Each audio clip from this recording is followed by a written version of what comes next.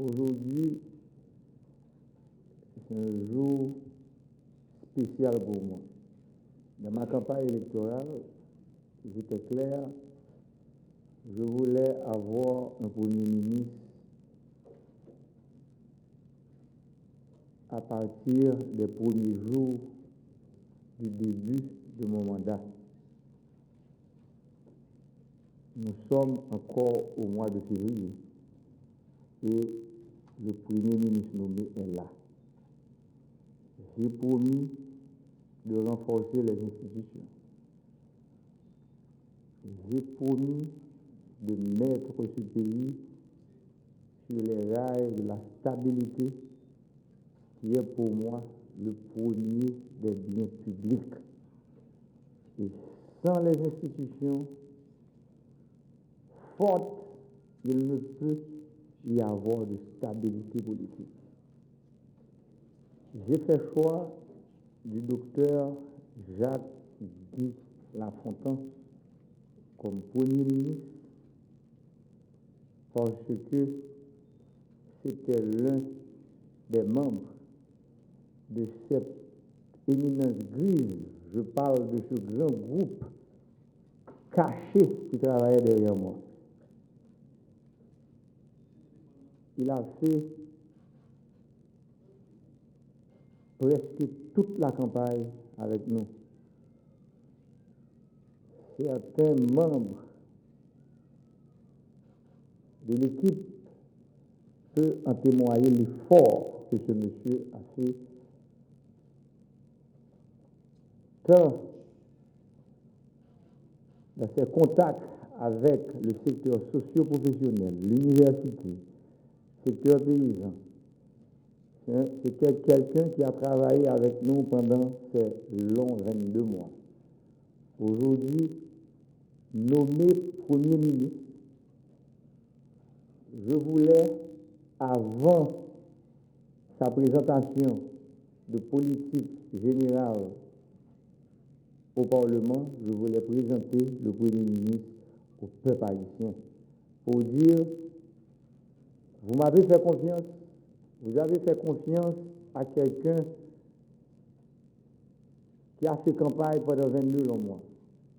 Vous avez fait confiance à un président qui a parcouru ce pays pendant 4 fois.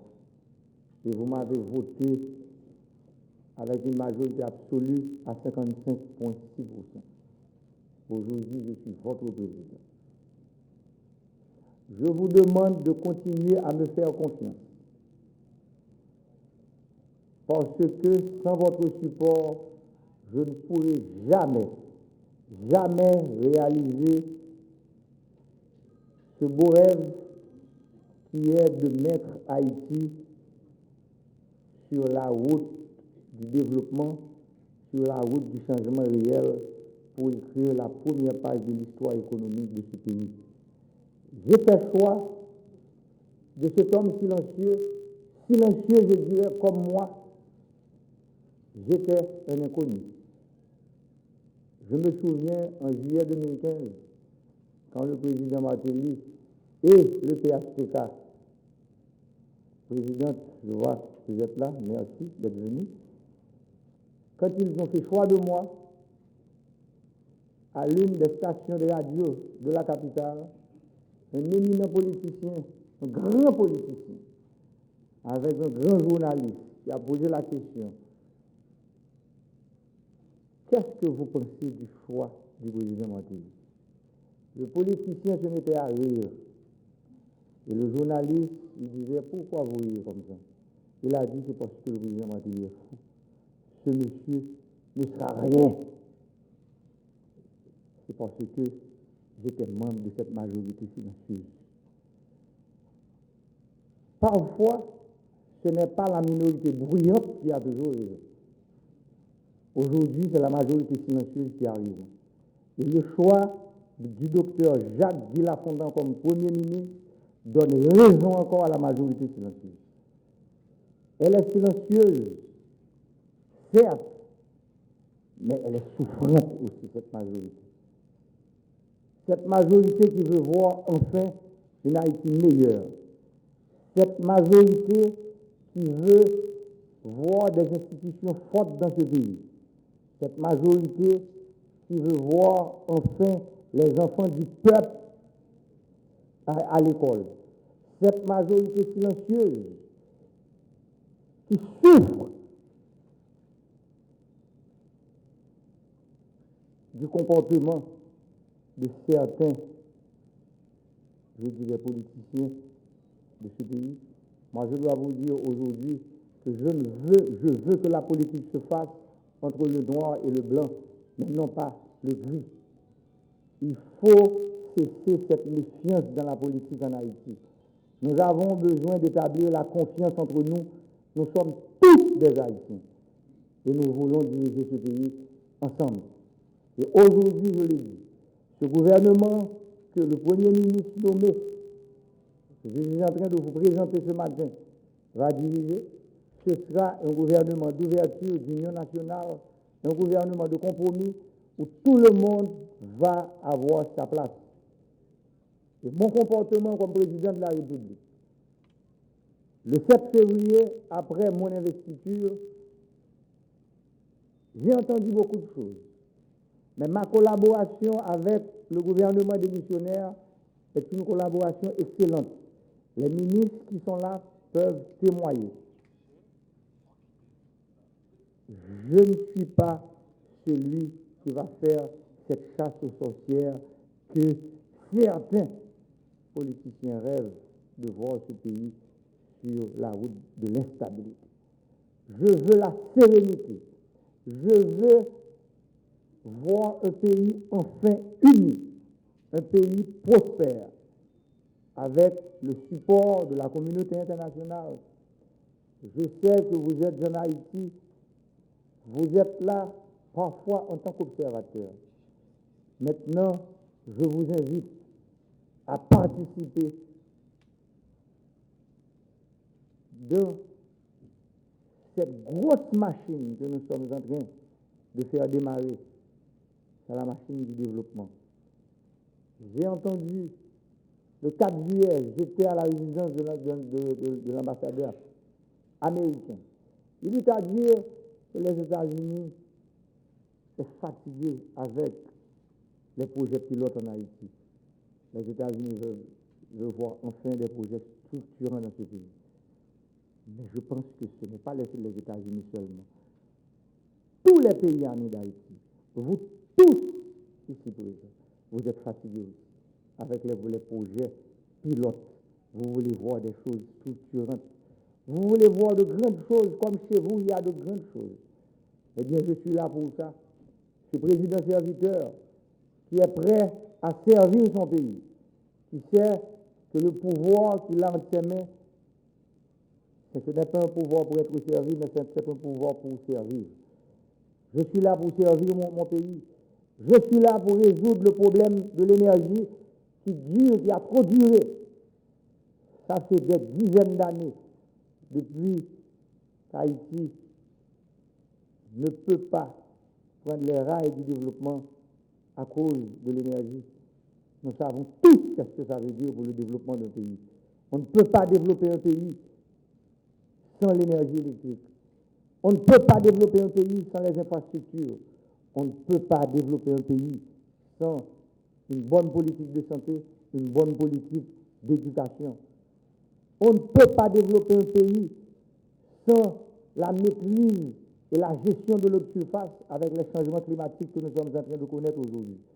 Je remercie les parlementaires ici présents, les sénateurs, pour votre support parce que la 50e législature sera la législature la plus productive de ce pays. Je vous félicite, messieurs. Je vois ce que vous êtes en train de faire. Il y a beaucoup de lois en souffrance depuis des dizaines d'années que le Parlement commence à voter maintenant. Et la nation peut compter sur moi. Le Parlement est là pour contrôler l'exécutif. Mais contrôler ne veut pas dire se battre. Nous ne sommes pas là pour nous battre. Nous ne sommes pas là pour travailler contre le peuple. Nous sommes là pour harmoniser nos relations, la relation entre le Parlement, l'exécutif et le pouvoir judiciaire doit être une relation cordiale. Nous devons nous mettre ensemble pour sortir l'État dans la rue. L'État est dans la rue, messieurs et dames. Nous devons sortir l'État dans la rue. Président, je parle au président de la Cour de cassation. Vous le savez mieux que moi, cher maître. Le pouvoir de l'État se compose de trois pouvoirs. Le pouvoir exécutif, le pouvoir législatif et le pouvoir judiciaire. Président de la République, garant de la bonne marche des institutions de mon pays, je dois vous dire que je suis prêt à travailler avec vous, président, parce qu'il ne peut y avoir de pays, il ne peut y avoir d'administration publique sans la collaboration de ces trois pouvoirs. Je compte sur vous, vous pouvez compter sur moi. Honorables députés, honorables sénateurs, aujourd'hui, nous sommes dans un carrefour historique où notre génération a un seul choix. Nous n'avons pas de choix. Un seul et unique choix, celui de réussir. Nous n'avons pas deux. Je suis prêt à travailler avec vous, avec beaucoup d'humilité et de sagesse. J'ai fait ma campagne pendant 22 mois. Le peuple a voté pour moi. Maintenant, le pouvoir est entre nos mains. Le peuple a voté pour vous aussi. Nous devons nous mettre ensemble pour réaliser les promesses de campagne que j'ai faites, que vous avez fait aussi à ce peuple, parce que Haïti est fatigué. Haïti est fatigué avec cette lutte fratricide. Haïti est fatigué avec cette lutte idéologique stérile, je dirais, qui empêche à ce pays de prendre la route du développement. Je compte sur vous, les représentants de partis politiques qui sont là. Depuis ma campagne électorale, j'étais clair, j'ai bien expliqué qu'il y a une classe politique démocratique et il y a une classe politique traditionnelle. J'ai fait la démarcation depuis ma campagne électorale. Je sais que la classe politique démocratique qui est là, qui représente l'opposition politique, il ne peut en aucune façon avoir de démocratie dans un pays sans l'opposition politique. L'opposition est indispensable, mais l'opposition doit être productive. Nous ne pouvons pas avoir une opposition stérile, une opposition qui bloque la marche de l'histoire. Je compte sur vous, politiciens, socioprofessionnels, membres de la société civile. Nous devons tous nous mettre ensemble. L'Église, quand je parle de l'Église, je parle de toutes les confessions. La police nationale, le directeur général qui est là, notre collaboration depuis les résultats définitifs des élections est une collaboration parfaite. Je compte sur vous, je compte sur le haut commandement pour que l'ordre soit rétabli dans ce pays. Parce que l'ère de l'anarchie, cette ère-là, doit être une ère jadis. Nous voulons que ce pays, que la hiérarchie soit respectée dans ce pays. Haïti, c'est un pays comme tous les autres pays. Nous ne pouvons et nous ne devons pas avoir un comportement de peuple hors norme. Nous devons respecter les standards. À la tête de l'État, je vais faire respecter les institutions de mon pays, parce que l'État, dans tous les pays du monde, l'État est noble. Et en Haïti, ça doit être comme ça aussi.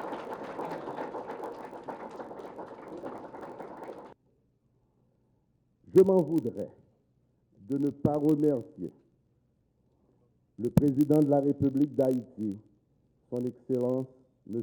Jovenel Moïse, pour avoir placé sa confiance en moi, en me choisissant comme Premier ministre pour conduire la politique de la nation.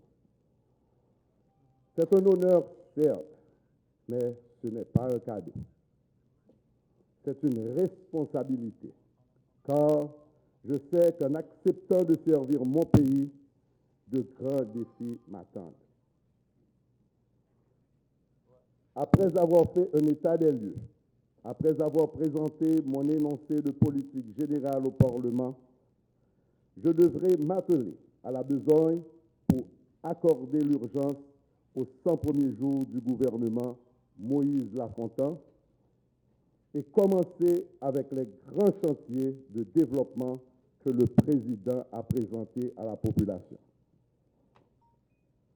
Cependant, rien de tout cela ne sera possible sans une franche, sincère et patriotique collaboration avec les honorables sénateurs et députés, dont j'espère qu'ils voteront la politique générale que je leur présenterai bientôt.